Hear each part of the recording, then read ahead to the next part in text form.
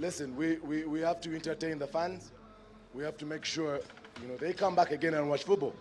And I think today you saw two teams compete, to win.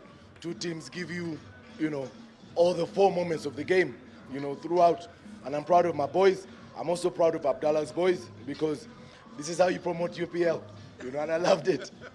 Again, the other thing is, so many people we talk about is the boldness from you to place a couple of young players and you leave some senior players on the bench. First of all, why is that? And is it because of what a couple of people might think? When you're building something, you think the young ones are more embracing than the seniors? Is that the reason why? That, my captain is Saidi. I give him so much respect. And he's played almost all the games. So I had to give him a break. However, these young boys are training very well. And I told them, I'm a person who looks at what you do on training every day. And some of them have deserved to play. Kisiriko yesterday trained very well, and I told him, hey, you're going to get your opportunity today. I'm not afraid to play the young players. However, we can mix them.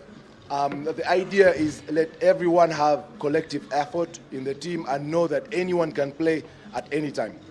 Lastly, on this, David, what would you consider as success at the end of the season for your team? If we can organize URA football team to play the URA way. There's a lot of organization that we need to do, but, we're doing it on the pitch. Manager Okabo and Caesar and the chairman are helping me a lot.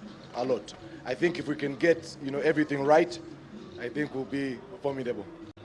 Listen, beyond the assessment, the kind of goals you have considered later on and lost games or dropped points are a concern for many who watch. I don't know how, as a coach, you see that, because here, of course, you can't blame Penza that much. He sees probably Shaban led, but he's trying to chase it back to the goalkeeper. But it results into you guys losing a game that you could have potentially at least picked a point. As a coach, how do you manage that? I think you can look at, the goals that we considered, as mistakes, maybe individual mistakes. Because when the ball is on the flanks and it's coming into the, PTA, you have to position a certain way. So we can look at it within that aspect. But I can't fault the guys. They gave me what I needed. The character was in there. And like you've said, we're conceding some goals that we shouldn't concede. Hey, where do you learn from? You learn from making mistakes. And I'm not afraid of that. Let them make the mistakes here. And I told you guys, I'm building a team. And let them be careful. Let me get the thing right.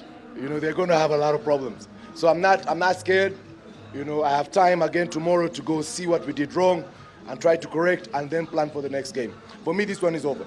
I don't know how exactly, because many people look back and say, this guy's lost the game, he's hugging, he's smiling.